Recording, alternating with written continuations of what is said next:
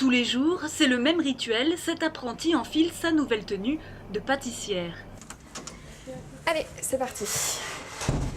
Direction les ateliers de production. Depuis le mois de septembre, Mathilde Pachant travaille 3 semaines sur 4 en apprentissage dans cette entreprise de traiteurs réputée. Alors la recette ici, on va avoir 3 litres de lait. Et alors pour la suite, on va avoir 750 g d'œufs, l'équivalent en sucre, et un petit peu de poudre à flan.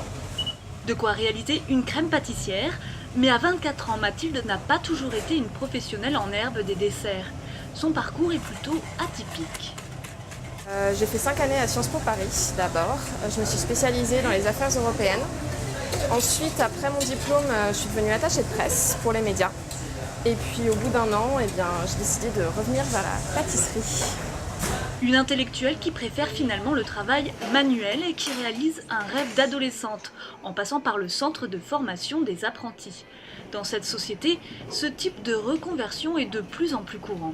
Chaque année, on en a des gens qui viennent faire un métier de bouche en fait, voilà, de passion, qui ont fait beaucoup d'études littéraires ou scientifiques. Et je pense que pour Mathilde, c'est une passion plus que voilà, pas un phénomène de mode pour elle. J'ai passé beaucoup trop de journées devant l'ordinateur dans mes précédents emplois. Et c'est vrai que c'est assez agréable d'utiliser ses mains. À la sortie, elle devrait trouver un travail plutôt facilement, mais pour la jeune femme, l'essentiel c'est l'épanouissement que lui apporte ce nouveau travail, le sentiment de faire quelque chose qui a du sens. Faire quelque chose d'artistique, de manuel, c'était ce que je voulais faire. Globalement, tu vois l'avenir sereinement. Voilà.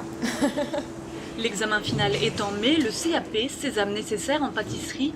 Mais Mathilde espère continuer l'apprentissage encore quelques temps pour se perfectionner et ouvrir, pourquoi pas dans quelques années, son propre salon de thé.